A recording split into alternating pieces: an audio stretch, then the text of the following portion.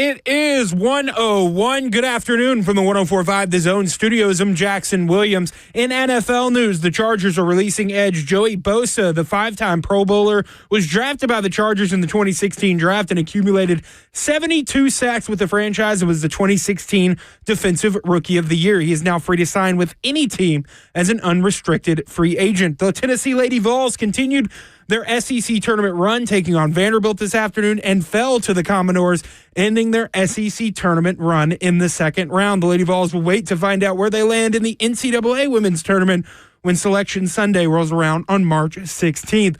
Vols baseball team was back in action yesterday and dominated with a 13-1 win over Xavier, including a 6-run sixth inning. The Vols improved to 13-0 and host St. Bonaventure this weekend for a 3-game series. For all your foundation repair and waterproofing needs, you need to visit USSTN.com. Breaking news at once on your home for the Titans and Vols. This is 104.5 The Zone.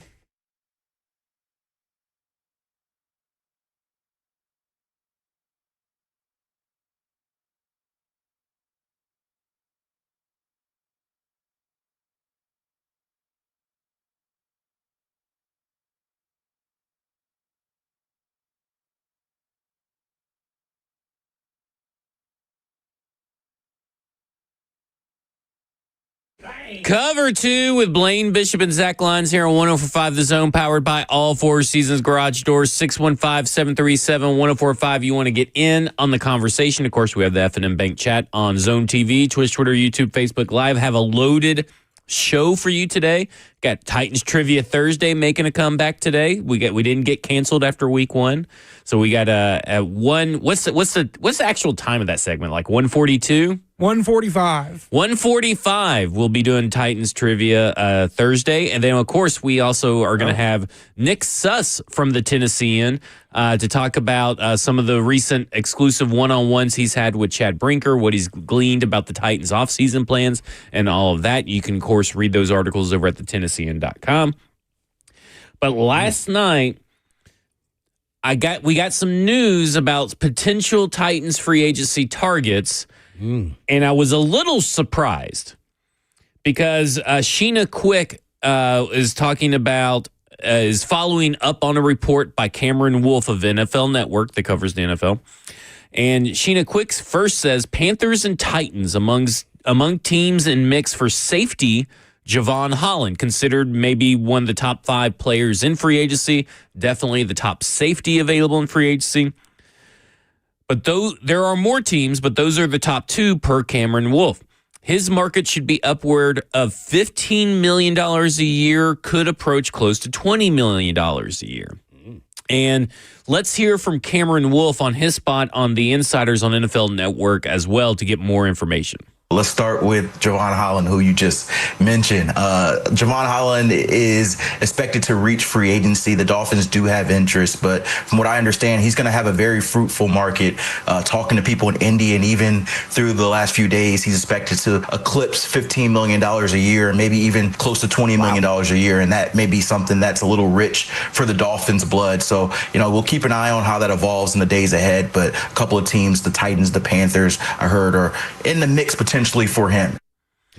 So I'm kind of confused about how they're approaching this free agency market so far. I mean, I know that they're in on Sam Darnold to some extent, and he's a little bit of an expensive high-ticket item. Javon Holland, obviously a high-ticket item as well.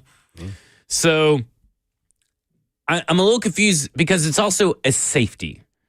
And I get that. No offense to the safety across from me. What were you just saying? But in the NFL, the market last year, all these guys were getting paid scraps, and they were getting for cheap, and they're looking at paying him like top 10 money. Well, it depends on your age, naturally, of course, and where you're at in your career, and then what you bring to the table. He's a multifaceted, underrated safety, and I say underrated in just like nationally. People knowing his name, but if you play, you're watching the games, he's a really, really good player. Drafted it from Oregon in the second round in the 2021 draft in Miami Dolphins. Had a down year when they went from Vic Fangio's defense to Anthony Weaver's defense.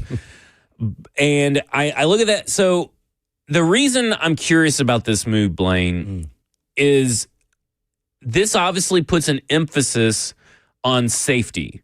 And we saw when Quandre Diggs went down, a bunch of basically every facet of the defense kind of went along with it. Now, that also coincided with Ernest Jones, but the run defense went down with Quandre Diggs' injury. The pass defense went down with Quandre Diggs' injury. They have about $11 million invested in Monty Hooker on the last year of his contract, pairing this up with Javon Holland. You've played in a similar style scheme, Greg Williams style scheme. Mm-hmm. How important is the safety position to this particular scheme, and is that why they're investing highly in something like Javon Holland? It's funny you say that. In this scheme, it says it's probably not as valuable because they don't do the 46 part of it too much anymore, but they do a lot of concepts that we actually did, So, yeah, I think so. But I think it's his skill set more so than anything else. When you turn on the tape, he can blitz. He can play man-to-man. He's a ball hawk. He can be a ball hawk if he needs to be. And I know the numbers don't equate, but when you watch him on film, that's why you got to watch and don't just look at his stats. He is an impactful player from every level. From blitzing to run defense in the box to being a free safety. He can do it all, even covering the slide. So that's why I think he's very valuable. Actually, he's probably a notch above Hooker, and I like Hooker. Yeah. Now, what you do see is I think that is missing from Hooker is just perception. Yeah. So I don't know either one of these guys, personally, but I see nasty. I see dog.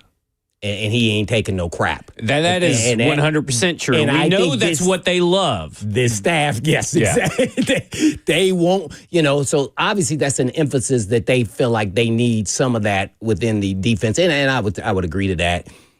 Don't have to have all of them, but you got to have some of those guys, So I think it's more that. I look at it just like, and I said this yesterday, DJ Metcalf, totally different. Both of these guys probably are going to be, top guys that eventually are getting paid at their positions. I didn't like DJ Metcalf because I don't like him in this fit with this team. Right. I like Holland with this team because I think he also brings some leadership skills. And I thought DJ Metcalf is more me guy, and I don't think that'll be good if you're trying to develop culture. So that's the difference. Both of them are super talented. By the way, DJ Metcalf, he probably may be the most guy everybody's going after at free agency, or not free agency, in a trade. But not if it was me, not me. But with Holland, yes. But it's still a line here that I wouldn't cross as far as pay. I'm not in the industry day by day, but man, $15 million. I don't know. And then, Hooker always is going to miss 3 or 4 games. I know this was their first year. That's the staff on defense. But if you go look at his history, he's always missing games. So, Holland is a solid man. Solid player. I love everything about him, man. There's a part of him that when you watch him on defense playing with his ball hawking skills, his natural instinct, there's a mechanism that you have to switch to. Which it took me halfway through my career to do, is your aggressive nature can play against you when you're playing deep middle or deep on the hashes or in deep middle, because you have to be patient.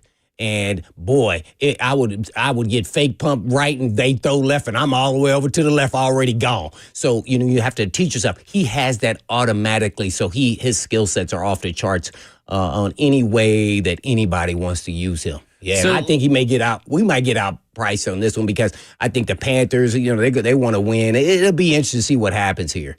So let me ask you this: in as far as if, let's say, they get Javon Holland, they obviously more than likely it's trending that Harold Landry's not going to be here. So pass rush is theoretically an issue for this team. It was an issue last year, could continue to be an issue. How much, with L'Jarius Sneed healthy, but how much can 2 safeties back there help with the pass rush? Not sending them on blitz necessarily, but being able to play and cover and do their assignments well. How can they buy maybe a lesser pass rush time to get to the quarterback? Well, theoretically, yes. I mean, when you have a really good, cover guys, whether you're a safety or a corner, yes, that helps out. And beat second, getting a sack, getting pressure, yes, it helps. But sometimes you have to work backwards. And when I say that, I'm even talking about when we can use the quarterback. Some people say, okay, do you get your quarterback or do you get all the pieces first? Yeah. Well, I think what's available, they had to change their approach. Like, I don't know if we're going to be able to get that, big time pass rusher. But we may be able to get this big time safety. Right. And then next year, maybe we get them. Somebody may become available when you get rushed. I just saw Bosa. I don't know if he'll be here, but there's other guys that may be available. So you go with what's available. Do we need a spot? Yes. Do we want to pay that kind of money? And then it tells me that Hooker may be on the way out, if not this year, after next season. Let him walk, and then there you go. When he's a so that makes up kind of like you're spending a little bit more at the safety position as a whole this year. Then next year, maybe you get a cheaper option and you just kind of get back to even in terms of cost without sacrificing talent. Yeah. And you'll be able to get maybe your edge rusher next year. Let's go to John, who wants to talk free agency real quick. John, you're on with Blaine and Zach. Hey, guys, how are you? Doing good. How are you? Yeah, good afternoon. Doing well. Hey, I had a question, some rumors as far as the trading goes that kind of ties into free agency.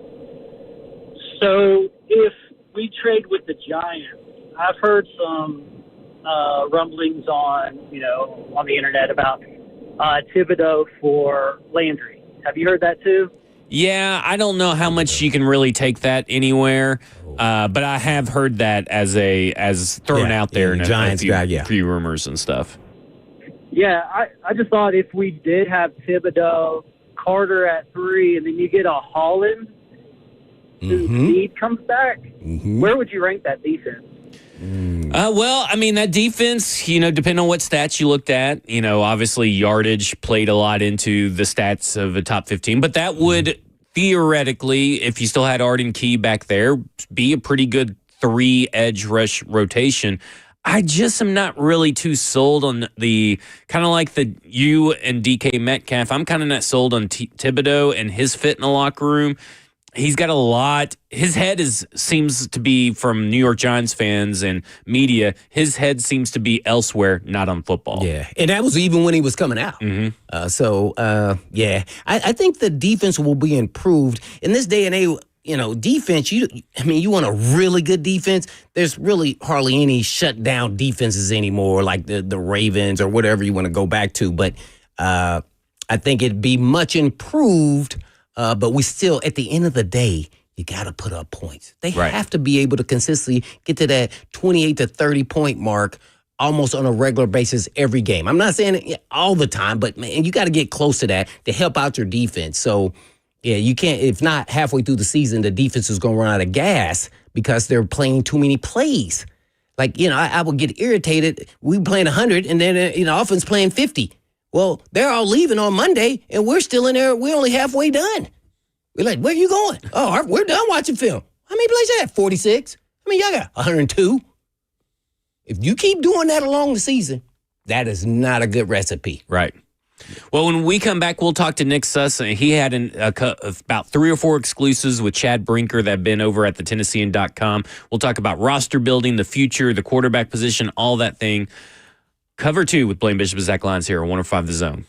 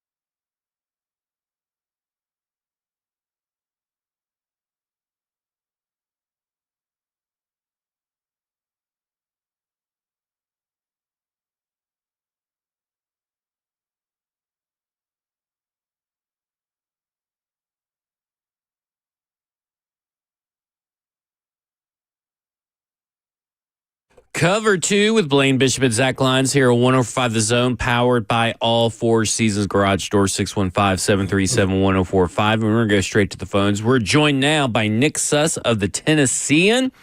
You can follow him on Twitter at Nick Suss. He has a series of articles that detail a lot of information about the Titans offseason and everything. Get some exclusives with Chad Brinker.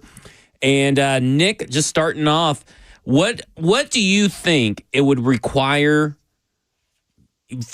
from another team? What would be required from another team for the Titans to move off the first overall pick? I mean, obviously that depends on how far back they're going. I think if you're going back past 3 or 4, you really can't do it without a future one. I think there is probably a way you can move to 2 or 3 without getting a future one, but that's still a little bit dubious. I think that, look, they're going to want to they're going to want to win the trade in the short term, because the risk of not picking the quarterback in the long term is always going to be huge. Sorry, go ahead. What is the short term for the fans? I would say that you need to look like you win the trade between now and August 30th. No matter what happens, if you're trading off, it's almost certainly because somebody wants Cam Ward. And so no matter what happens until Cam Ward takes his first snap, the Titans have to look like the team that won the trade. And then after that, it's going to be up to how good Cam Ward is.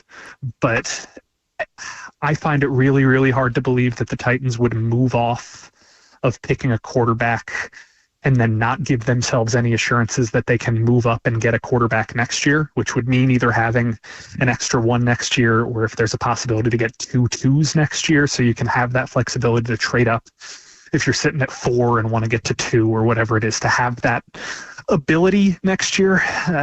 If you're not picking the quarterback and you're trading away without giving yourself an assurance that you can get the quarterback next year, that feels a little bit short-sighted. But I'm sure there are some offers out there that include players or include future picks that I'm not conceiving of, but with my limited conception, feels hard to imagine it. Well, one of the first articles you wrote for the Tennessean with your exclusive sit-down with Chad Brinker was Chad Brinker on Aaron Rodgers, Tennessee Titans need for a rebuild in the NFL quarterback market. And he used, as you put it, the dreaded word rebuild. Talk about what he means by rebuild and what it means for 2025 in terms of being competitive and building a win-now attitude. Yeah, I think that being competitive and building a win-now attitude have been put a little bit on the back burner. Now, that's not to say the Titans don't want to win now. Nobody needs to brace themselves for a team that's trying to go 0-17. That is so clearly not what's happening. But I think that the people in charge now, namely Borgonzi and Brinker, have a little bit more of an eye toward the idea, look, the goal isn't to be a 7-win team or a 10-win team. The goal is to win a Super Bowl. And if you realistically look at yourselves, you're probably not doing that in 2025. It would take some gigantic step forward or some gigantic surprise from a rookie. I mean, if you're even as good as a Jaden Daniels or a CJ Stroud or some of these guys have been in recent years, those guys aren't winning Super Bowls year one. You're not making the decisions based off of what's going to do the best next year. You're making the decision of how do we get to the mountaintop someday.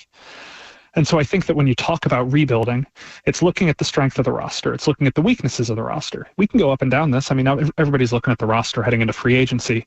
This team has 1 safety under contract. This team has 2 defensive linemen under contract. This team has, I want to say, 3 wide receivers under contract, if I'm remembering correctly. Like, there are just some positions where this team needs to rebuild because they don't have players. You got 30 players hitting free agency next week. And I think I graded 5 or 6 of them as guys that the Titans absolutely need to bring back, maybe even fewer than that. You just have a lot of spaces that need to be filled. And so when you're talking about a rebuild, you're talking about the roster isn't very good right now. How do you bring it back up? You don't bring it back up by signing 3 big money players or 4 big money players. You bring it back up by signing some players at the margins. As Brinker mentioned to me in our interview, the Commanders last year signed 26 free agents and 19 of them were on 1-year contracts.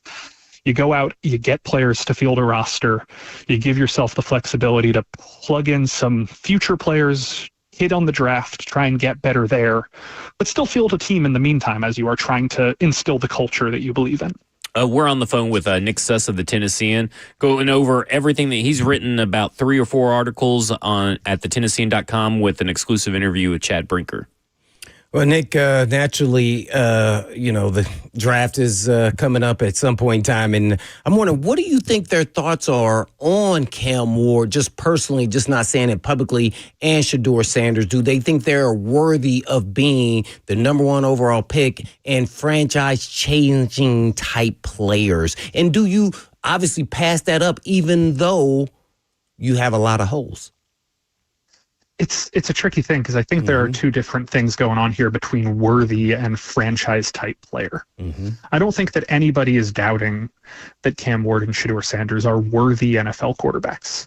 I do think that this team can easily say we're drafting one of these guys. If it's sticking at 1, it is almost certainly Cam Ward, but we're drafting one of these guys. We're going to build around him. We can make it work.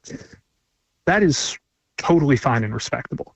But there is a difference between getting a quarterback who you know you can be successful with and getting a quarterback who you know can take you to the place you want to go. And shoot, how many quarterbacks in the entire NFL right now can we just wholeheartedly say, oh, it doesn't matter the roster, they can take you there? 4, 3, 1? Like, it's not every day you find those kind of players. And if anyone thought Cam Ward was that kind of player, we wouldn't be having this discussion at the top of the draft. And so the Titans' goals might be a little higher now of not just going to get somebody who you can win with, but you want to hold out to make sure you get somebody who's going to win with you. But I don't know. It's such a tricky situation of, I think they'd be happy to draft Cam Ward. I think people within the building like Cam Ward. I don't think that anybody, I'm not ruffling any feathers by saying if the Titans stick at 1, they'll be happy with the quarterback they pick. But that doesn't mean that they are only unilaterally thinking about that guy, because he is not the can't miss, gotta build him around this entire organizational structure type guy. So we're with Nick Suss. So Nick, if they decide to trade out of the first pick, that means they are now drafting for a whole bunch of holes, but do they still draft a quarterback at some point through that time?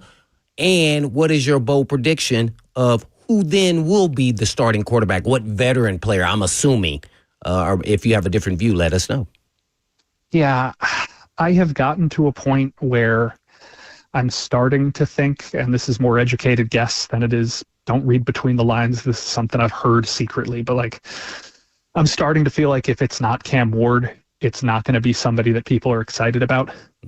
It'll either be another year with Levis or a journeyman type when you get into the Jimmy Garoppolo, Jacoby Brissett, Drew Lock tier of quarterbacks that are free agents. I have a hard time thinking this team is going to go long-term with any free agent quarterback.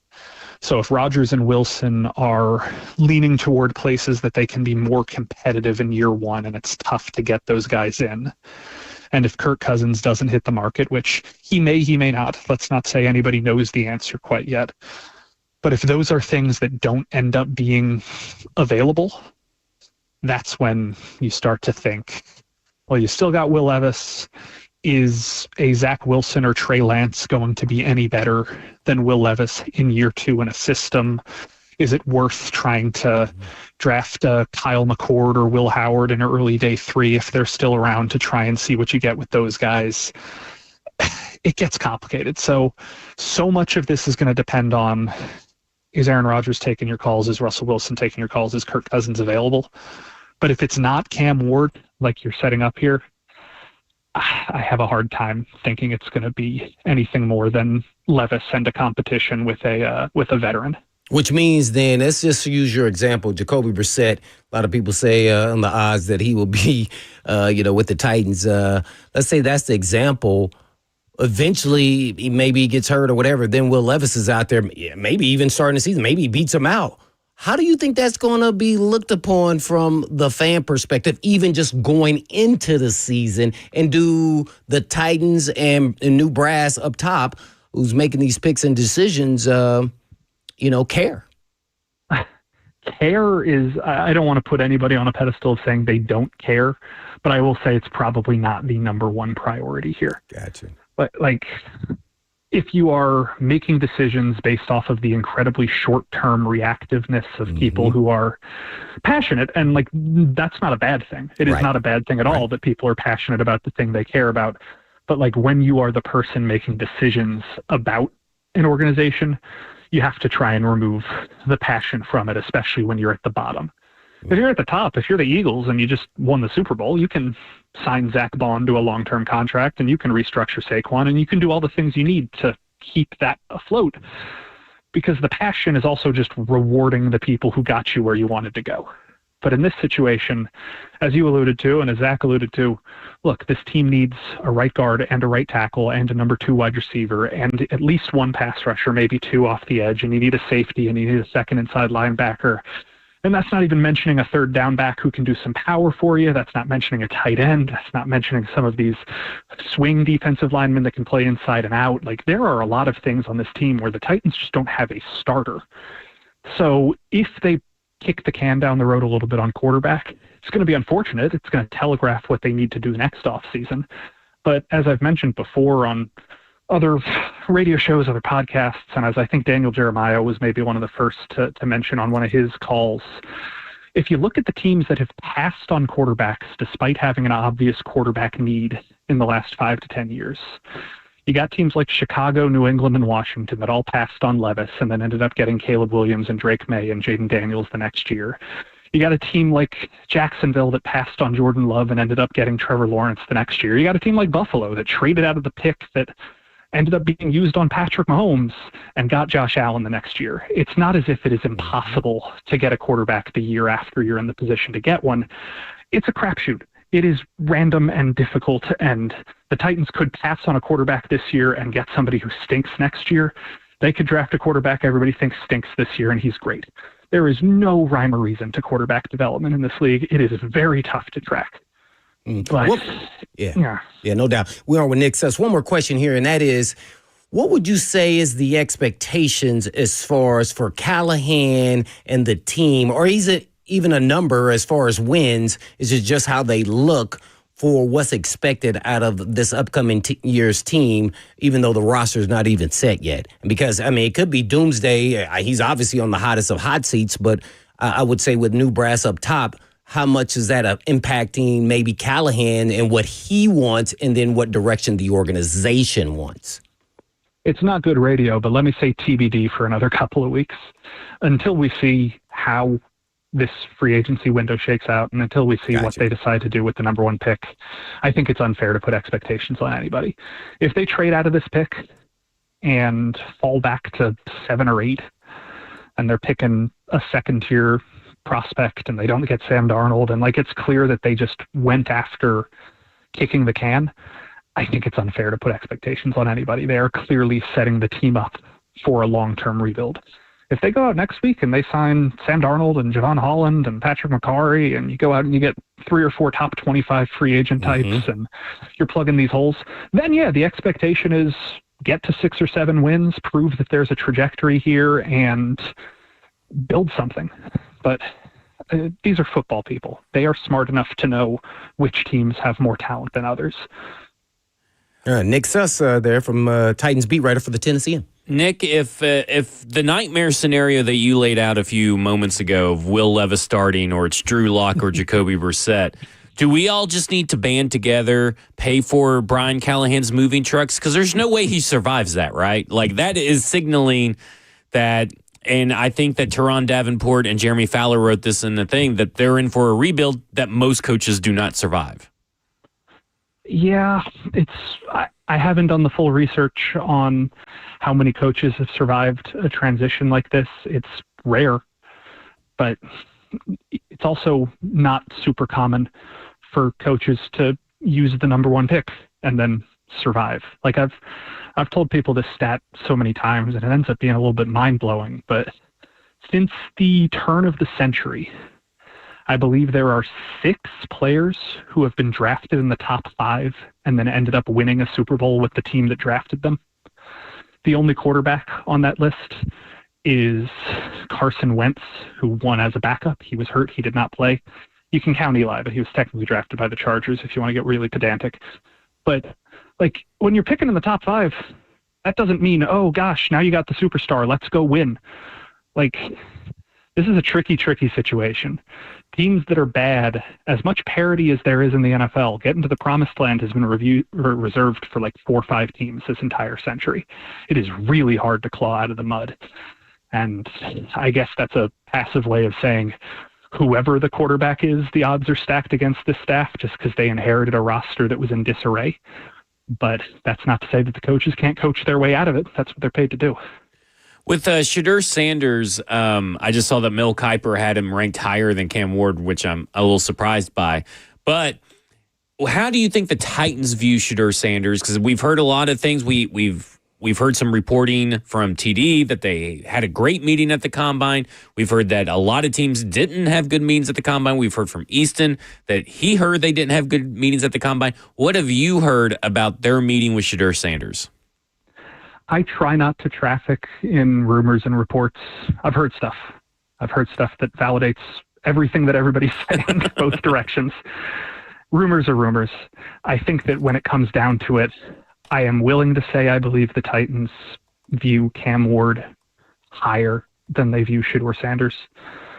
I am willing to say that if the range is right, they would think about Shedeur later in the first round. I don't think they'd think about him in the top 5. I don't think he's off their board by any stretch. But look, I like watching Shedeur Sanders, the football player, but I also understand the limitations that people see from him.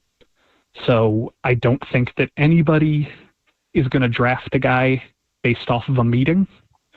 I don't think that what people saw and heard for one day at the Combine is the end-all be-all, or else these teams wouldn't be having their 30 visits and these teams wouldn't have pro days. And like, there's still a lot to go. They probably have a pecking order right now, but they can pick Shedeur. I don't think they'd do it at 1. I'm on the record right now saying the only 2 options I really see right now are you draft Cam Ward at 1 or you trade the pick. Everything else to me feels a little bit less likely to unlikely. But if the range is right and they trade back far enough and Shedeur has fallen a little bit lower on the board, I think they'd consider it.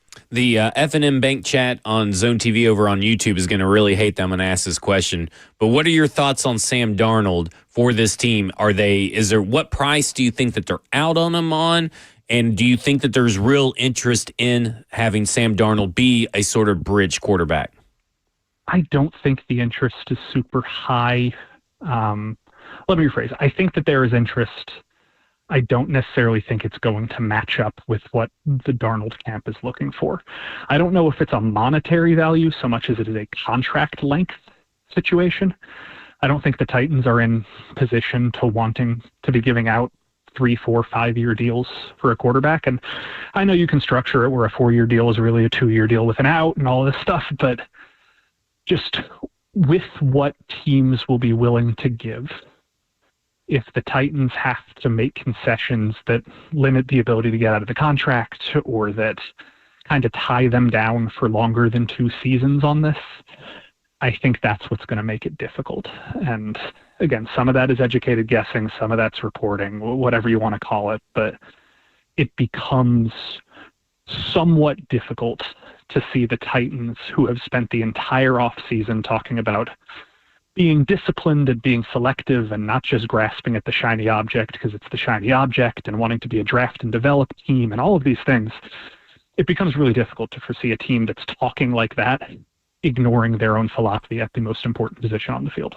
Well, that was Nick Suss giving his thoughts. The Tennessean.com, if you need to go over there and read all the articles that he had, his sit down with, Chad Brinker talking about their off-season philosophy, what phase they're in, who they've studied, and all that kind of stuff. Go over there. Great detailed analysis over there. You can also hear him on a football show on the 440 Sports Network. Just real quick, though, before we go, you have to give us a name. Week 1, day 1 starter at quarterback for the Tennessee Titans.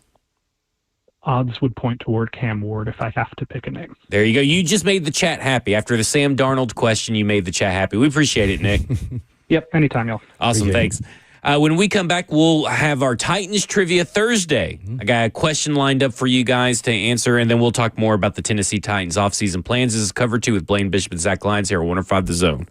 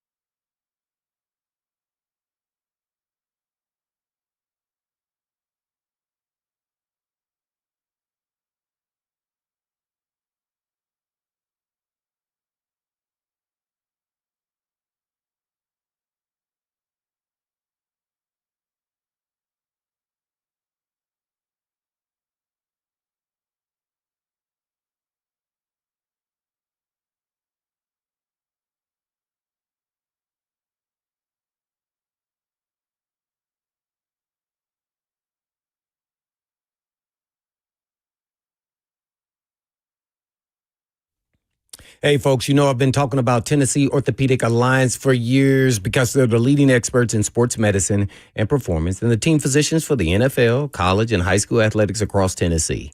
And TOA provides sports medicine coverage to more high school and college sports teams than any orthopedic group in the state of Tennessee.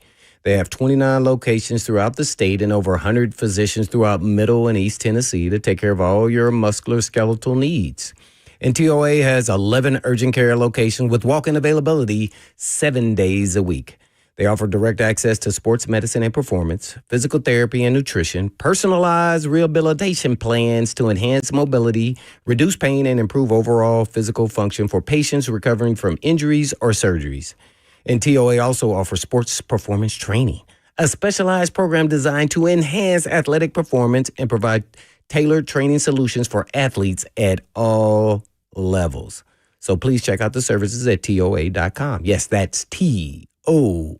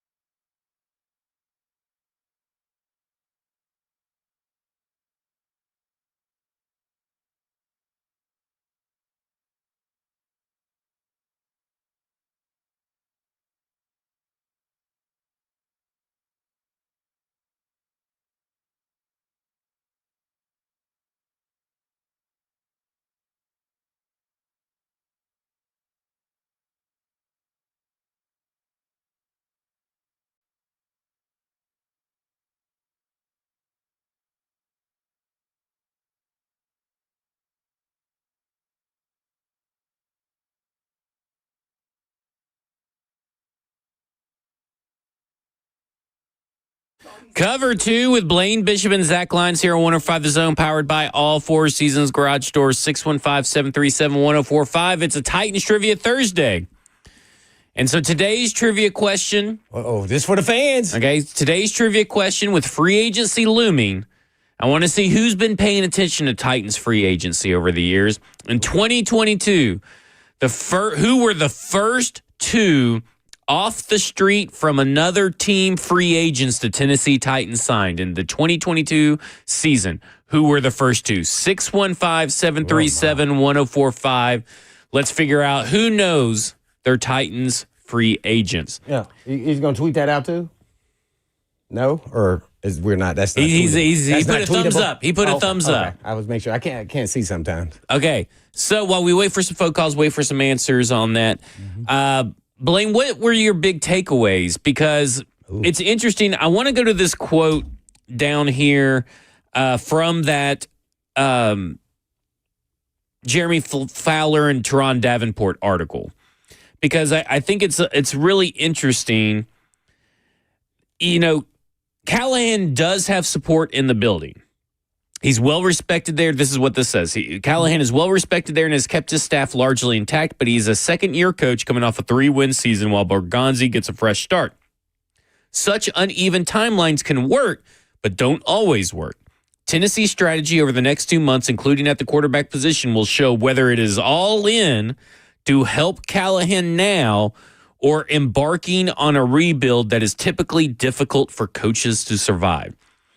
So that's from Jeremy Fowler and Teron Davenport over on ESPN. We heard what Nick Suss said, that there's a better than average chance that it could be a nightmare scenario where it's Levis, Drew Lock, Jacoby Brissett, Jimmy G. Take your pick of somewhat terrible names. Not Drew Lock, right? Yeah, I know. Your boy, when he said Drew Lock, I looked to see if your eyes lit up. I did not, because I was thinking to bring him as a backup, and then Right. Levis is traded. Yeah. And so I want the Mac Jones type guys to be competing for the starting job. Maybe Levis is in that equation too, but no, I mean, if you had to start at this point in time, it's going to be hard, but you always want to see when a high-profile player hasn't had success in this league. And Darnold's one of them. Yeah. And then all of a sudden they have some form of success, whether it's a 1 or 2 game deal. You say, okay, can this guy sustain this? And that's what is really intriguing about Darnold, and maybe the whole league is looking at it maybe the way I kind of looked at him as, man, if he went to a really good team, he would be pretty good.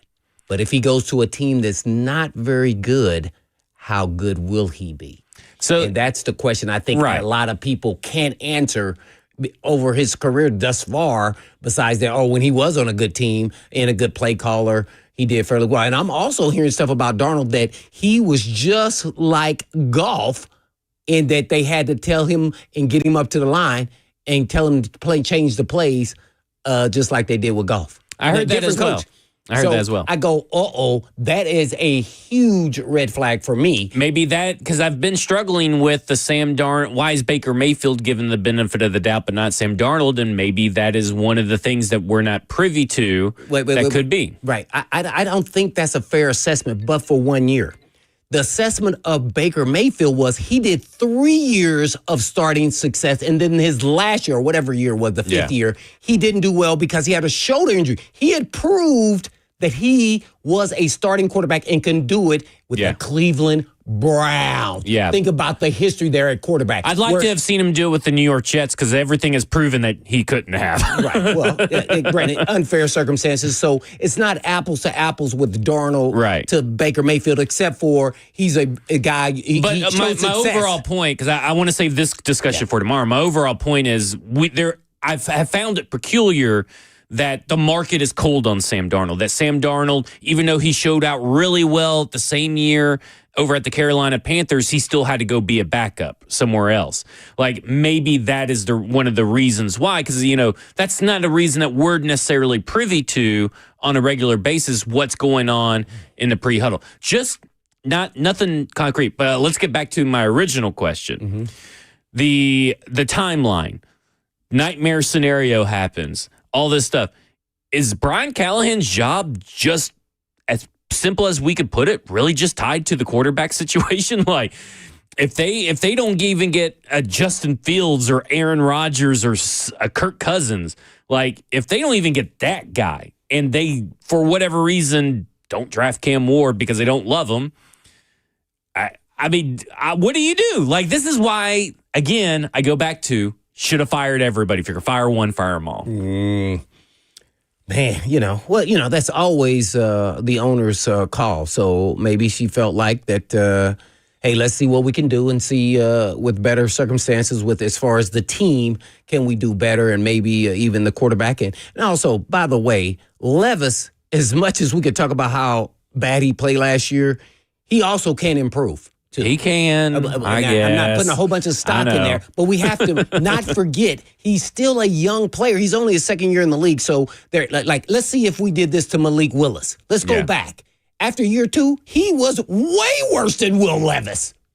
I mean, so he wasn't even ready to start. His first 2 years, I always thought was some of the worst football I've ever seen from a quarterback. Right. So there can be improvement. Yeah. I don't know how much, but we can't not put stock in that he's going to try to improve or he can improve. So let's see. Let's proof's in the pudding. We got to see him on the field if he's here and see what happens with that. So but like if you're Brian Callahan and you're like, oh crap, we've swung out everywhere and this is what I'm coming back to. Yeah, at that point you kind of have to go. Yeah, you pull up. You got to pull up your britches though, and you got it because this is maybe your last shot. And you go, well, I got to give it everything I got, and if at least I can say that, I can walk away from this whole situation saying I gave it everything I got. He's just not an NFL quarterback. I think he's pretty clear to where he's at. Right. But I mean, like, if you're there, you're there. I mean, you can't control everything. The only thing you can control is that after the you cannot. This is why I will say this.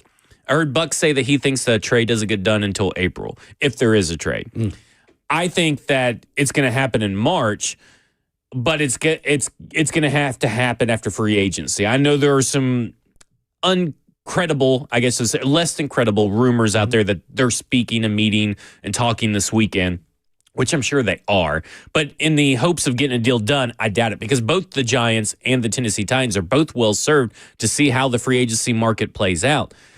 I mean, is there a scenario in your mind where they miss out on the quarterbacks that maybe we think can at least make you somewhat competitive? Because they were competitive in a lot of games, even with Will Levis throwing, death picks.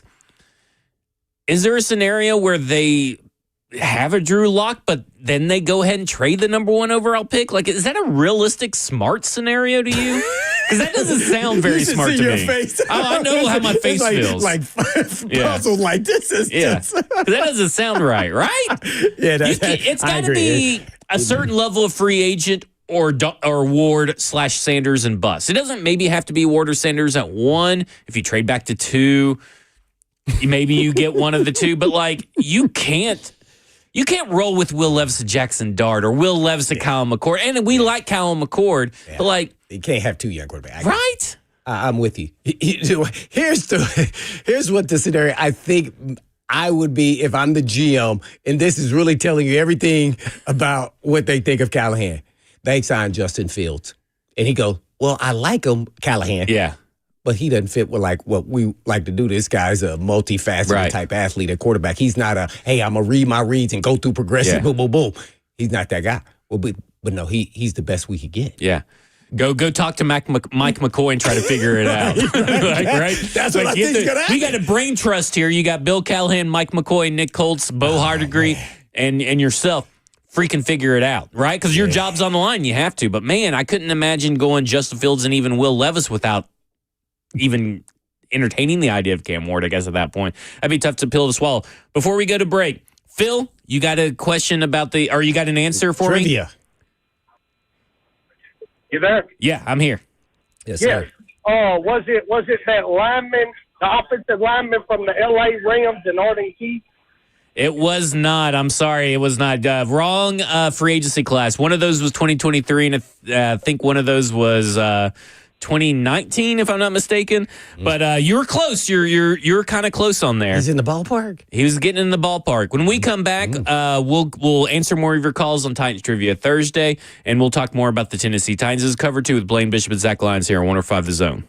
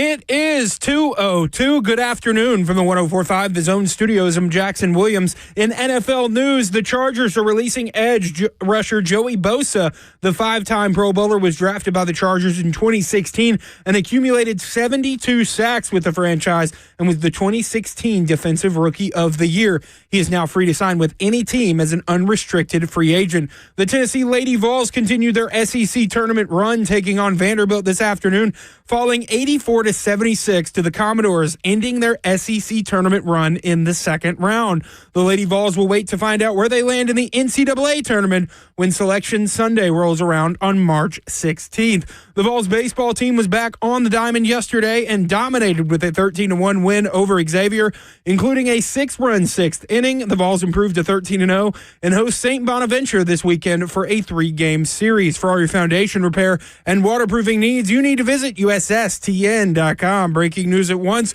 on your home for the Titans and Vols. This is 104.5 The Zone.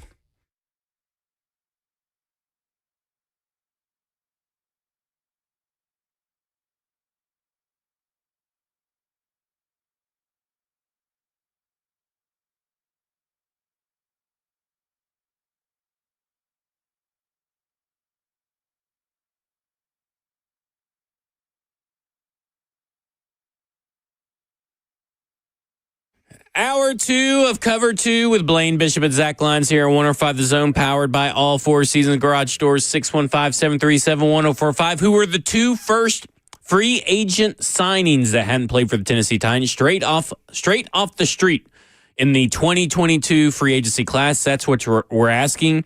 We're going to go straight to the phone. We got someone that wants to take their shot at it, and his name is RT. Did you type that in right? Just want to make sure. Yep. Okay. RT. What's your answer? I think it's Austin Hooper and Dontrell Hilliard. No, you're we're on the right track a little bit. Right class with Austin Hooper, but that was a good guess. I like that guess, but it was not them two. But that was pretty close. I've got another guess. Okay, all right. One more time. Randy Bullock. No, it was not him. Randy Bullock. So we haven't none of the guys have been named yet. So I will give a hint out there. We've heard a few people call in. He named 3. 22. The last caller named 2. We have not heard any of them. So just remember. Are they big names? Oh no. Oh. 22, right? 22? Yeah. No, they are not big names. I can't even remember what I had for dinner yesterday. So man. 22. I'm puzzled. I got Andre Diller, but that is 2023. Andre. Oh. Dang it. Who was the sorry left tackle we signed before Dillard? Dennis Daly. Yeah, Dennis Daly. Is that the end? It was not him. Oh. Yeah. In fact, dang it. I will tell you this. One of the guys that was signed never played a regular season snap for the Tennessee Titans. Oh, crap. Is that true? One of them. That I believe that looks to be true. I will check. Let me check PFF. We've had a little bit of struggle here on this trivia question. Apparently, man, you know what this sounds like? That Bananas was in charge of this. He was. He seems like did all a of Joseph this. Bonanno production if I've ever seen one. Just kidding. No snaps in 2022 for the Tennessee Titans after he got signed. And let's check the other one here because I'd be very interested in that one too.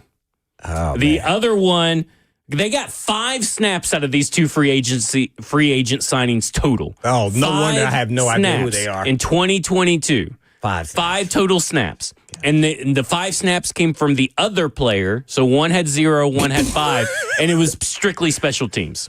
5 regular season snaps between these two players. And you guys wonder why J-Rob was fired. So it is the 2 players right here. Okay, so we got some calls rolling in, 615-737-1045. I haven't even seen the name mentioned in the chat here. Sammy Lee Hill, that was a long time ago, Casey Jones. That was like one of J-Rob's first draft classes. Not Vic Beasley. That was a while back. Yeah, so let's go to Trey real quick. Trey, you're on with Blaine and Zach. What's your answer? Marco Jones. Trey, you there? Jeff Swain or Jamarco Jones. You got one of them, but I'm not going to tell you which one you got. But you got one of them because then kind of you got to leave it a little up in the air. But you did get one, but you did not get the other. So you were the closest, Trey. You were the closest. We appreciate your call. We're going to go to Chris next. Chris, you're on with Blaine and Zach. It's Jamarco Jones, Buster Screen. Ooh, okay. So now we can, since we got two, Jamarco Jones is one of them, but it was not Buster. Buster Screen is not the other one. But you may have the right side of the football with that Buster Screen guess. So we'll wait to hear from you guys. Well. What'd you say? Right area of that side of the field. Yeah, I would say no. Well, maybe. Sort of. Yes. Jamarco Jones. AJ Moore play. Crap. Look what you made me do. You just made me say the name by arguing with me. It was AJ Moore was the other one. Oh, no. It was AJ Moore was the other one. You could have played and it he off. played safety. Buster Screen played nickelback. That Not is the the band. Secondary. Yeah, it's the secondary, not same side. Oh, Buster Screen. So Jackson ruined the segment. Oh, my. But it was Jamarco Jones. This is Jamarco Jones and AJ Moore. But AJ Moore was the one that played snaps. Jamarco Jones never played. He's also the guy that got into the fight with Taylor Lewan, if I'm not And mistaken. another fight in 23 that resulted What do in his you release. call a fight that LeWine just slapped him? I don't know. What, this going down the tunnel? I thought this was crazy. Maybe he was getting pumped up. And someone said Jackrabbit. Janoris Jenkins that year actually got let go. That was the year prior. But yeah, Jamarco Jones and AJ Moore. 5 snaps total in between them. Yeah, that's right. Mark Jones Isn't that got hurt. ridiculous? Yeah, and Jamarco those were Jones, the I first remember two signings. he came from Seattle, and he was a guard and a Right. tackle, and he always And he got played hurt. at He got Ohio hurt. State. Ugh. So let me say something. Yeah.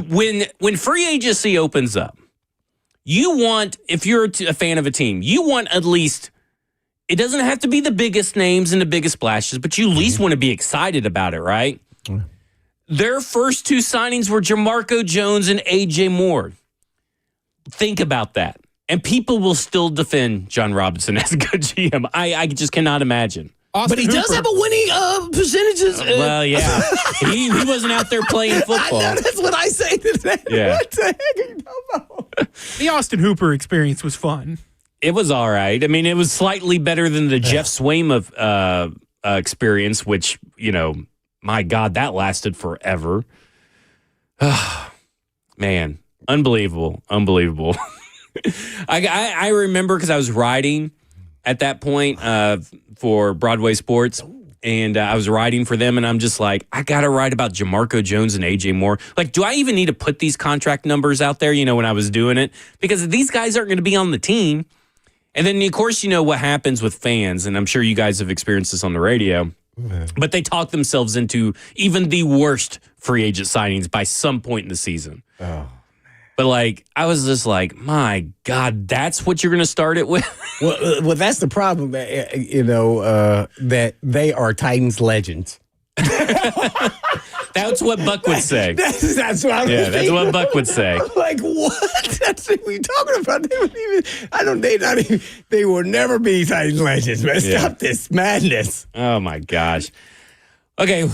That's a conversation in itself. What quantifies that you are a Titans legend? It's just that you're on the roster one game? Well, for the, I guess, the tired bit that Buck uses and that other people use, I mean, that thing needs to be retired. Like Golden Tate. old Yeller, that joke. I just want to get some Fired into the sun. clarification. I mean, you can't say Derrick Henry's a Titans legend, and then you go Jamarco Jones Even if is it's a Titans legend. and I get that they can't say that. And I get that it's supposed to be sarcastic, Right. But at this point, it's done. That It's an joke is old dead. bit. It's tired. It is a tired. The bit. one that really made me laugh was Golden Tate, Titans legend. Well, heck, I mean, people treat Golden Tate. I remember. I don't know how it was on the radio for you guys at that time, but people thought Golden Tate was going to come in and save, and there were people outraged that he didn't even get a shot to play in the regular season. I'm like, this dude's old. Right. He can't move. He got cut in training camp, right? I mean, No, I think they signed him in the middle of the season. Mid-season Yeah. with all the injuries But they to never Julio dressed him, Jones. did they? I don't think that's so. what I'm saying. I don't. He never. Yeah, he They But played people were outraged. They're like, this team doesn't know what it's doing, that it's not getting the best out of Golden Tate. Like, oh my God. He was behind Cody Hollister in the depth chart. Yeah. Yeah, I bet Golden was. Yeah, I mad mean, about that. when you can't beat out Cody Hollister, I think that was his sign that maybe my time in the NFL is over. Well, it's because he was a homegrown guy. Yeah. I mean, I also, that's another tired thing that I do not like. Like, I know this is good timing. So, Theo Jackson with the Minnesota Vikings. Oh, he just signed a 2-year deal, He just signed a 2-year deal today, $12 right? million, right? Or something like that. And so, they gave up on him fairly early in training camp, and now he's got an extension. Mike. Well, he was on the practice squad, right? He was I think he was a late round pick. Did he even make? Did he make it to the practice squad? Or no? So Theo Jackson, VFL, he made the active 53 at the beginning of the season, but they cut him fairly quickly. I want to say 2 weeks into the season and moved him to the practice squad. The Vikings then signed him a couple weeks later to their active roster, and he's made plays for them. Yeah, he just got a big extension for not big extension, but got an extension. 2-year, $12 million. Mm-hmm. But when he's from some high school around here, and you know why I know that, and I should remember which high school it was because he got asked and talked about Overton. Yeah, it was Overton. He got asked about it, talked about it all the time. Like, was there nothing else you could ask Theo Jackson? It was one of my big gripes of that offseason, besides, Des Fitzpatrick and all that jazz, was like, why are we continually harping on this thing? Well, that was so long ago. It was so long ago. Him playing here at high school doesn't matter. Get it out of your system when he's in his draft. For the people and the culture here, it always is going to matter. He went to Tennessee. He was homegrown. He went to high school. People care about that stuff. Man, how often does that happen? Well, it didn't happen for very long, so what good was all that talk? Maybe we should have focused on his football play. Well, I mean, it's justified wherever he went, and which is now the Vikings. He has played and showed out, and he shows that he deserves to be in the league. So, and they even thought that. So, hey, it's just unfortunate it wasn't with the Titans, but he's who could use a safety right now? The Titans. The Tennessee Titans. Elijah Molden, Theo Jackson, both got extensions this offseason. All right, when we come back, we'll get this show back on the rails here. Thanks, Try my Jackson. best. This is Cover 2 with Blaine Bishop and Zach Lyons here at 105 The Zone.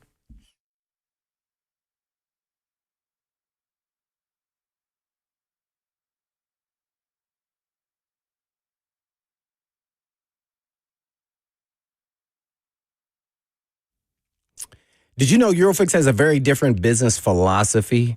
They staff all their locations with more staff than the average auto repair shop, just so they can be ready for an emergency when it pops up out of nowhere.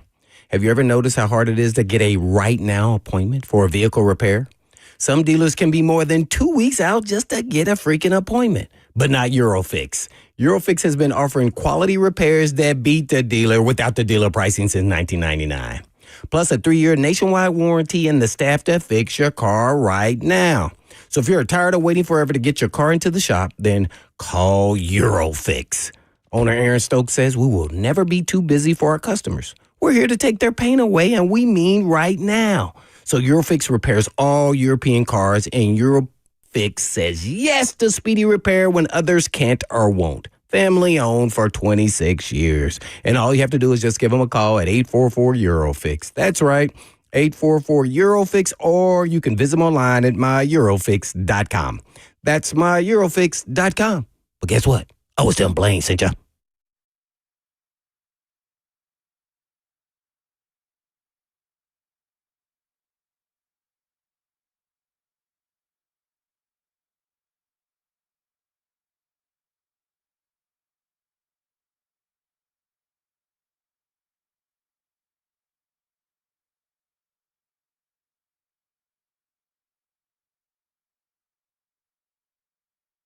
We've got the trucks, all the trucks, all the trims, all the towing, all the bells and whistles, and all at Truck Month Savings. Two Rivers Ford is Ford Truck Central.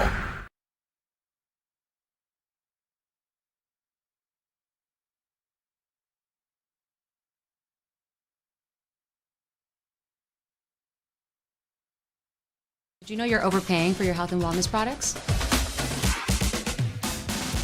With over 20 company-owned brands offering its members vitamins, supplements, wellness, and skincare products, you're able to save up to 70% off retail. Members Nutrition can't change your life, but we can change the way you live.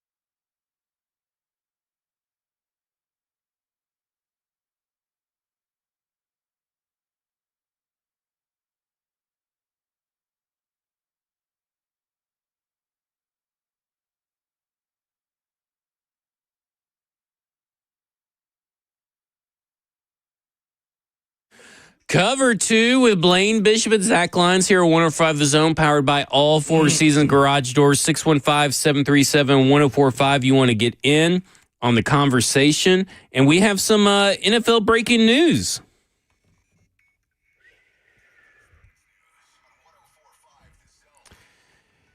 Adam Schefter is reporting the Bengals have taken the rare step of granting all-pro defensive end Trey Hendrickson permission to seek a trade. It's been an honor and privilege to represent Cincinnati over the last 4 years, said Hendrickson, the NFL sack leader. I love this city and organization, appreciate the privilege of now being allowed to explore my options. So not only is it rare that the Bengals do this, but also it's kind of rare that a player puts out a statement before he's even traded, too. That's a little odd as well. So it must be he must be thinking he's on the move.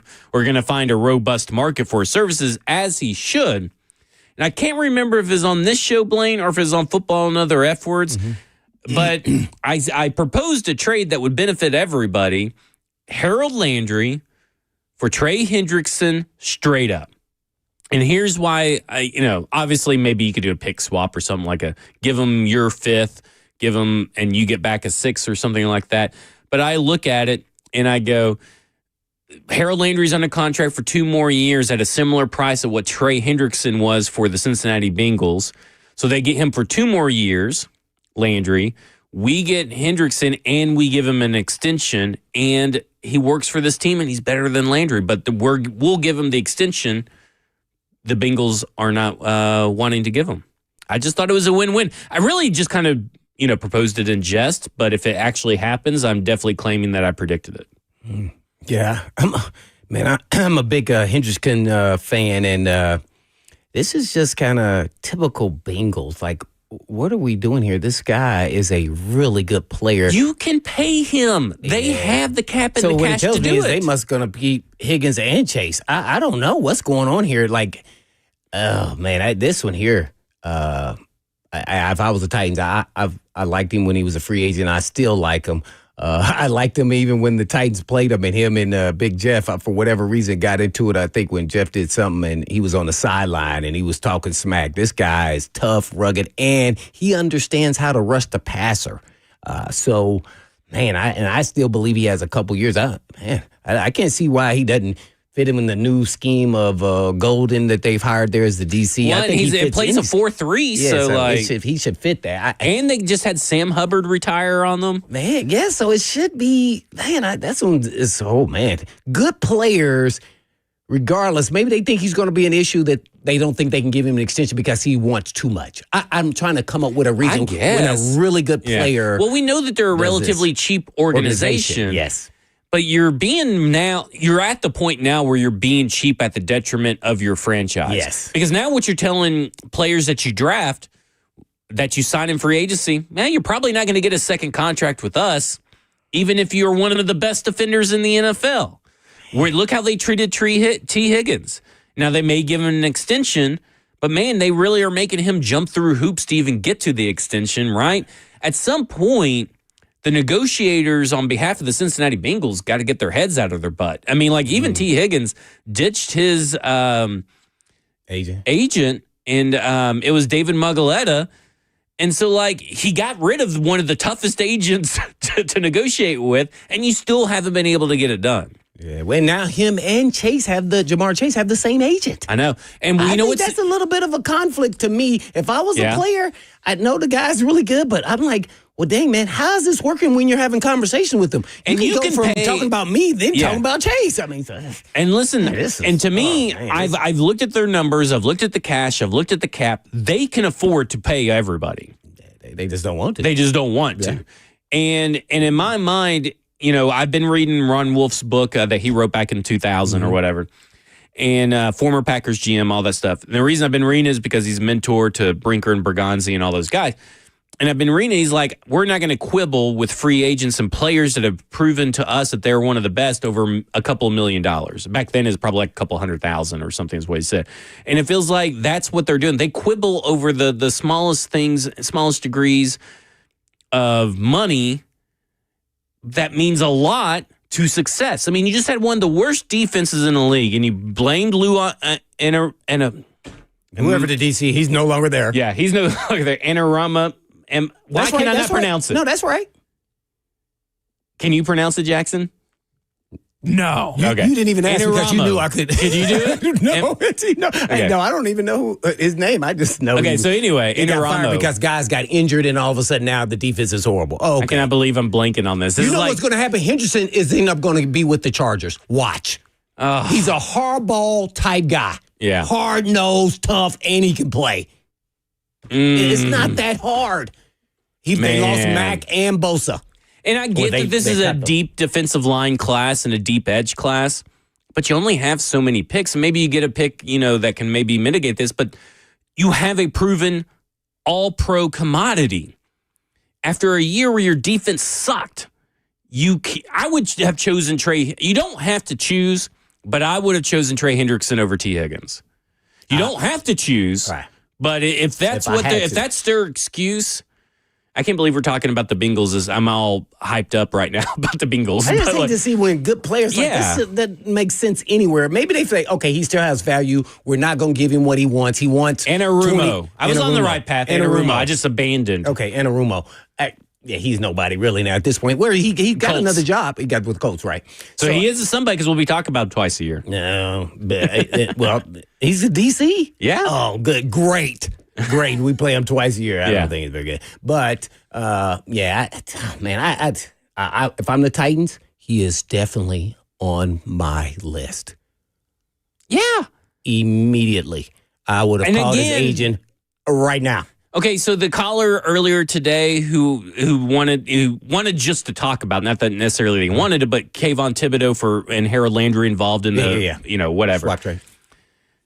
This is the guy that you want in the locker room, right? I mean, this is a guy that has been part of winning organizations, that is grit, that has the know-how, the leadership skill, and the talent. It is everything all wrapped in one. You get this guy, and again, you don't necessarily have to break the bank for it, right?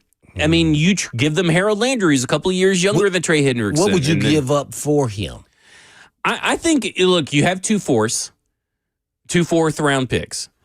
Okay, give Harold Landry in a fourth and get Trey Hendrickson in a six-pack. I'm happy.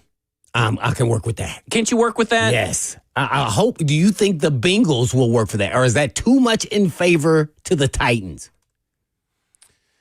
No, because you're giving them the fourth.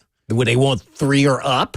Well, you can't give up a second. They may want it. No way. But at this point, if you're the player and you're releasing a statement, doesn't that kind of mean you're going to get cut at some point anyway? Well, you would assume if he can't get a trade partner, yes. But I do think while Harold Landry maybe doesn't have value here for the Tennessee anymore, they need a player, and he's technically, I believe, actually cheaper for the acquiring team than actually Trey Hendrickson is if he were to stay on the books. And they'd be happy with that. And then you have him next year, so you don't maybe have to worry about this whole mess again, because they went through this mess with Trey Hendrickson last year. And you know what he did? Because everybody said he was going to hold out. Trey Hendrickson's going to hold out. Didn't he once? Yeah. He went to every offseason activity that they had, even the voluntary ones. Mm-hmm. I want Trey Hendrickson here. Like this gets me hype. Yeah. Right? This is my type of guy. There's no he checks all the boxes, and then some. So I get upset like a little bit just to see really good players not get paid, and really that's all he's trying to do. Just pay me what I'm worth. I mean, I'm cool. I'm not even if it come up a little bit short on that. Hey, I'm cool too. I've given this organization a lot. I'm devoted. I'm a leader here, and then I'm durable. I'm always available, and then boom, here we go. He's available for Trey. Oh. Well, someone Phil Yates put this out real quick. He said Trey Hendrickson has played for 2 defensive coordinators in his entire career, and he's been in the league since 2017, and he just came off an all-pro year, a league-leading 17.5 sacks, by the way. He's played for Dennis Allen and Lou Anarumo. This isn't to say that Hendrickson would need to play for a former coach, but 2 that know him well are now in Chicago and Indianapolis. If he ends up in Indianapolis with DeForest Buckner and Grover Stewart and all those guys, I'm going to be so bad. I will be furious. Yeah. Jackson is going to be able to talk to me with no glass up there. I will be hot if he goes to the Colts. And listen to this. So Trey Hendrickson, if you were to get Trey Hendrickson, that makes your choice at number one just a little bit easier. Not saying there's a trade back or anything, but but you could still draft Abdul Carter theoretically. Or maybe you wait and take advantage of the edge class later in the draft, and you're able to get your Cam Ward. Like Cam Ward plus Trey Hendrickson sounds pretty good to me. Yeah. What is his what do you think he's worth? Like just really on the market, because that's going to be the telling tape. And then what is he making? And then how much do you think you have to give him? Let's first start there. As much as I like him, there's a whole bunch of parameters here we got to meet. He meets all the on-field deal all day. Yeah, right now he is due. So in a trade, the Tennessee Titans would be paying him $15.8. Oh, you got to give more than that. Okay, so that's just that's the final year that he's owed. Mm-hmm. Of course, they would be acquiring 17.5 with Harold Landry. So you win there. Mm-hmm. Looking at his market value, and he's probably a 2 or 3 year extension kind of guy. You tack on 2 or 3 years to this, maybe 2 years. How old is he? On 2. He is 30. He'll turn 31 in December. So we got a long time before he turns 31. So let's do a 2-year extension so you get him for 3 years. Mm-hmm. And let's do a 2-year extension. Man, 2-year $50 million. Daniil Hunter just got 2-year $49 million. So 2-year $50 million. Okay. I think that's right. I think that's about appropriate value. I think he value. would say that's fair. Yeah. And if you have to pay a little bit extra, 2-year 55, 2-year 60, I'm not going to really quibble over that because I think that you always will obviously have an out at somewhere in between that. 17 sacks. 17 and a half sacks last year. They'll start changing on the half. I think that if you added Arden Key and Harold Landry together, they may got 17 and a half. Wait, over 2 years? Okay, so, okay. They're half a sack short. Yeah, 9. Because Landry was 9.5 and 7 for Key? No, 6.5 for Key. So hold on, let me do my math here. That's 16. So they're 1.5 sacks. So them two together didn't get as many sacks as Trey Hendrickson did. There you have it, right there. Okay, you trade for him. You sign Javon Holland. You draft Cam Ward, and Cam Ward's rookie contract lets you afford all these other ticket items, and that changes the entire vibes in a locker room, both on the offensive and defensive side of the ball. Dang.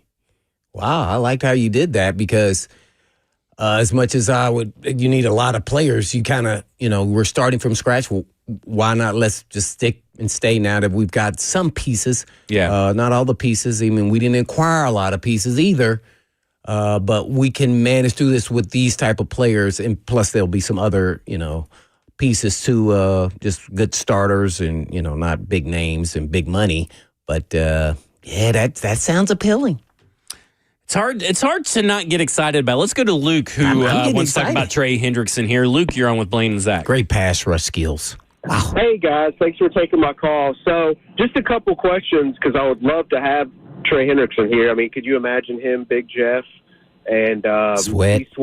And then what if something crazy happened and they could get Abdul Carter for the other side? Like, that would just be insane. But I guess a couple questions. One, obviously Trey Hendrickson is everything we want. He's relentless. He's a leader. Mm-hmm. Would that mesh fine with Big Jeff, with him coming in here like that? Because obviously Big Jeff is the leader of the defense, or would it just be, no problems at all? Or would they possibly try to move on? I don't know. But who could they get free agency on the offensive line to get that kind of leadership? Because everybody's young. They need that kind of leadership on the offensive line. But anyway, I'll hang up and listen. Thanks, guys. I am glad you asked that last question, Luke, because that was one of our topics I sent to on the rundown was 2 offensive linemen that are free agents that I think are perfect fits for the Tennessee Titans and exactly what you're talking about. in terms of experience, quality of player, and leadership. And the ties to the Tennessee Titans are strong. Okay. Who that? Brandon Scherf, he would be right guard. Now these guys are older, but they have played very well. He didn't allow a single sack last year. Brandon Scherf didn't. Who was he with? He was with the Jacksonville Jaguars last year, formerly of the Washington Commanders, which was formerly a different team name back in the day. But he was there with Bill Callahan. In fact, he was drafted as a rookie under Bill Callahan. So that is a connection right there that I think is bearing to watch, because when you're looking at this, you're looking at, okay, maybe it's a 1-year deal, 1 year, $6 million. Maybe it's 2 year, $12 million. But these are the kinds of guys that the Commanders brought in that made them so successful. Older vets with a lot of leadership to help establish a winning culture, and that kind of knew the people they were playing with, like Bobby Wagner, knew Dan Quinn's system. Mm-hmm. Brandon Scherf would know how Bill Callahan wants things done. And so just looking at it, like Brandon Scherf, for instance, 0 sacks last year, 625 pass blocking snaps, 0 sacks allowed, and only 17 total other pressures. In his age, and what kind of contract would he be looking for? Well, I think it's a 2 year, 12, 2 year, 1 year, 6, very inexpensive, because he's going to be turning in July 34. But offensive linemen sound old, but they hold up traditionally really well for the most part. Their level of play does not fall off. I love how you do that. And then the defensive end, when somebody was 31, you said they were old. It depends on statistically, it depends on the position. Right. And I said that wasn't old. You typically, when you're a pass rusher, 33, 34 starts saying, okay, let's see where he's at then. And maybe now it's a little bit different. Like as far as this new group of athletes coming up. But like Jerry Hughes was the last 34-year-old I can remember making an impact at outside linebacker. I can't think of another one off the top of my head. Not to say that there isn't one out there that I'm forgetting. Like Von Miller, I guess, had to be up there, right? Well, yeah, and he had an injury. Yeah. Right? Okay, so Brandon Scherf at right guard. Okay, 2 year, $6 million, 1 year, 6, or 2 year, 12, 1 year, 6. Okay, so here's where it gets interesting. Morgan Moses, right tackle. Now, again, he's old. He just turned 34.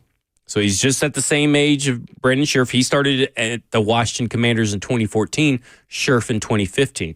These two guys, between them, have 5,059 snaps over 6 seasons at right guard and right tackle together.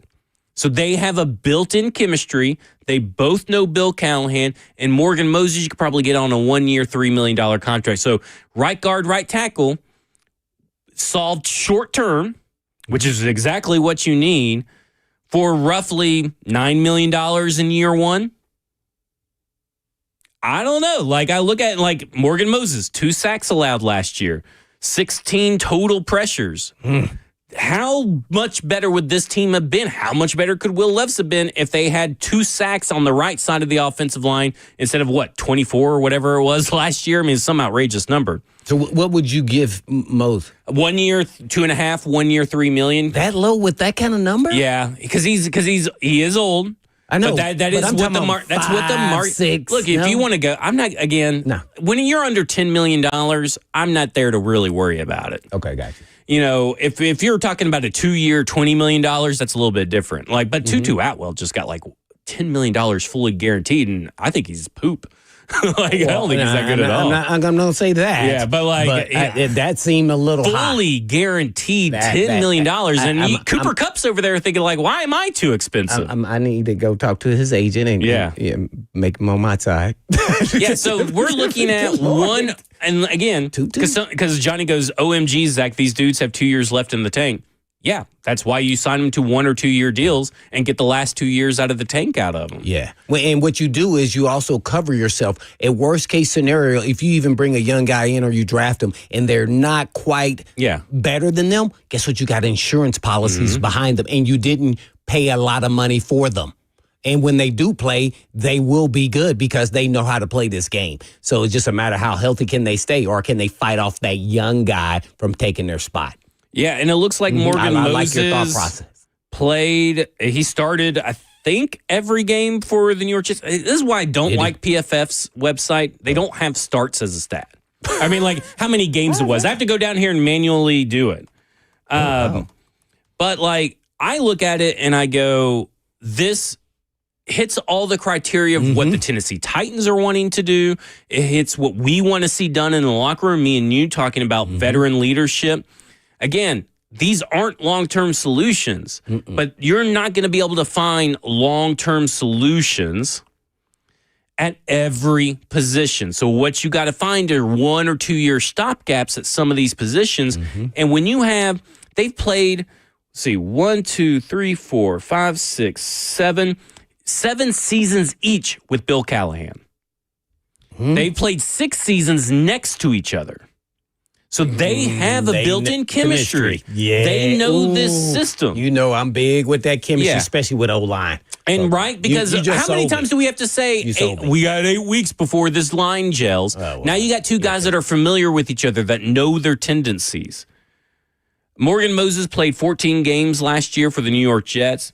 He's been relatively healthy for most of his career. So, but 14 games in today's NFL out of 17, it's a lot better than what we get out of a lot of players. But then this also doesn't prohibit you from drafting a guy.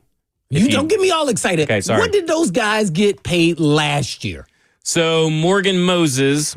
Because I love how you're thinking here. Okay, so give me 1 second. Because you can still cover yourself in draft. Okay, you know what? You can still draft some guys too. After the break, I will come back with their contract numbers and whatever other questions you have. Will be last call for phone call 615-737-1045. This is Cover 2 with Blaine Bishop, Zach Lyons here on 105 The Zone.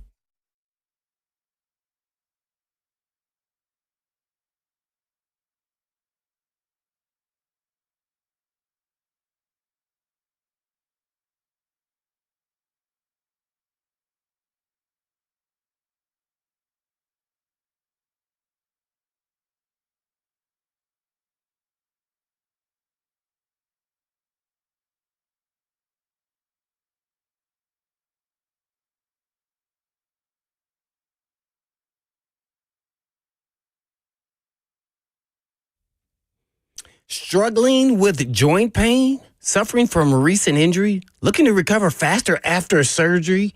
Well, at Edge, we've got you covered. From a powerful peptide stack with BPC 157 or TB 500 to PRP treatment, stem cell therapy, and high film muscle stimulation, Edge Peptide is your choice and solution for faster healing and recovery. And as an athlete myself, I know how frustrating pain and injuries can be. And that's why now is the perfect time to take control of your wellness and finally address those nagging issues. Whether it's golf, tennis, or any activity you love, don't let pain hold you back any longer. Edge specializes in regenerative treatments designed to reduce inflammation, promote tissue repair, and improve mobility, helping your body heal naturally while avoiding surgery whenever possible. And right now, we're offering a free $250 consultation with your initial treatment. And all you have to do is just go to edgepeptide.com. Yes, that's edgepeptide.com. Or you can give them a call today at 615-724-1878. That's 724-1878.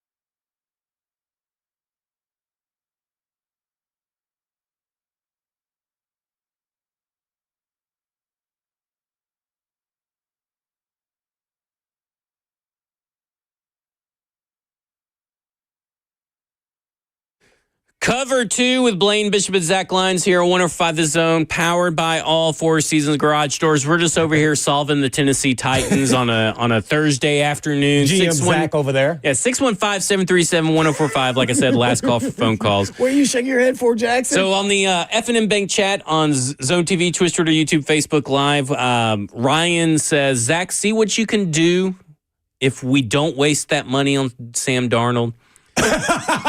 Curtis said, Curtis started cooking when he put that Darnold pipe down, LOL. Oh. And I told him, said, don't worry, I still got money set aside for Sam. You're getting him on the cheap, right? You're getting him on the cheap. But, okay, so you asked, what they got paid last year. Yeah. So last year, Morgan Moses got paid, he was traded for a fourth-round pick swap from the Ravens to the Jets, and the Jets paid him $5.5 million. Okay?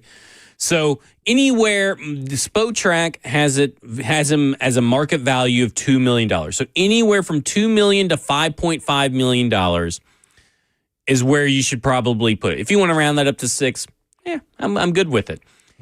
1 year contract, Morgan Moses. That's what they're looking at. Anywhere from $2 million to $6 million, 1 year contract for Morgan Moses. So these are considered stopgap guys. Mm-hmm. You can add some void years for a signing bonus, whatever. You have the cap space to do it. You have the cash to do it. It's spending $6 million there is not going to do anything that prevents you from doing whatever else you want to do from free agency. Okay? I wonder what Bill Callahan thinks of these two. Oh, I don't know, but Bill Callahan thought highly of Jerron Christian and Leroy Watson, so maybe he needs to sit this one out. I don't know. I'm just saying, I'm excited. Let's get Morgan Moses here. All right, the other, for Brendan Scherff's a unique study. So a couple of years ago, when he became a free agent, he was signed big by the Jacksonville Jaguars. So his original contract with the Jacksonville Jaguars was a 3-year, $49.5 million from back in 2022, 16.5 average salary. Now, you have to figure out where in the range of Glasgow from the Denver Broncos and Zach Martin, he lies in the market. Zach Martin got paid a 2-year He got paid a 2-year. He was elite, $36 million. $36 million a year, 36.8. And then Graham Glasgow got 3 years, $20 million. So that's 6.6. They have it at a 6.7 million value, average annual value. They're saying that maybe he just gets a 1 year, $6.7 million. I'm like, no, he's probably going to get paid more than that. So I look at like a 2-year, 20, 3-year, 30. Again, that's not breaking the bank. The salary cap goes up. You get cash. Other contracts fall off. That doesn't break the bank in year one. I mean, year one, you're talking about like a $4 million cap hit if you do a multi-year deal. These are second-tier signees, so they're going to wait after that rush of the elite. I don't know if on offensive line you can wait on all these guys. You may be able to wait on Morgan Moses, but maybe not Brandon Scherff. But I was going to say I wouldn't. I value those guys because they are the nutshell of your roster, really. And I value those guys and say, hey, man, we love you here. And they're going to say, oh, if you go after those guys too soon, then they're going to start, their agent's going to be like, hey, wouldn't you need to give us more? Like, no, he's going to be, we're not sure if he's our starter, but we want an insurance policy just in case. Even though you're thinking, oh, he's our starter. Right. So that's what you get, and then you buy yourself time if you're head coach Callahan. So, I really like this idea, and you got some security blankets around if some new or young players falter or get injured, or these guys just beat them out. Right. So we got some people in the chat wanting to talk about Morgan Moses a little bit because they're scared, Blaine. They're scared because he's old. Yeah. So someone's in the chat said let's quantify that NFL old. Yeah. Moses has played less than 70% of the snaps over the last 2 seasons because he's old AF. He has played and started in 14 games each season, so 28 games. So that's not including playoffs, 28 games. Well, see, and this is what happens when you get an older player, though. You just don't know if they can play a whole entire season. Right. But 28 games, he started. Still pretty solid. Okay. Pretty solid. 34 games, 17 and 17, 34 games, regular season games are available. That is over 80% of the games he's started. Mm-hmm. That's pretty good. You couldn't even find a starter last year for this team. They were rotating everybody in and out. So, again, I understand there's age risks and age concerns. Yes. It's a 1-year deal. It is a 2-year deal. You don't find high-value young tackles and guards on the market. Well, here's what I'm going to say to that, and I've said this. That doesn't mean you still can't go draft your guard or tackle, and then they're the starters. And these guys are also teaching them along the way and helping them along the way. At worst case scenario, you bring them as an assurance policies and backups, and you didn't break the bank at all. And they're very serviceable, and you know what you get when you put them out there. So until the young player develops, and now if you sign the guy to the big money, the younger player, then they're going to start. But you still have, some experience, I think is very valuable instead of having young players as backups that don't play or haven't ever started. And then they also can teach. They can teach the players, too, some of the ins and outs when you're that player, and they can come to you. So I really like this idea. I mean, again, either way, whether they start or not, if you're getting them at this price, you can be flexible if you're bringing them in as a starter or not. Again, he's only allowed 2 sacks, 16 total pressures, Morgan Moses, 0 sacks for Brandon Scherf.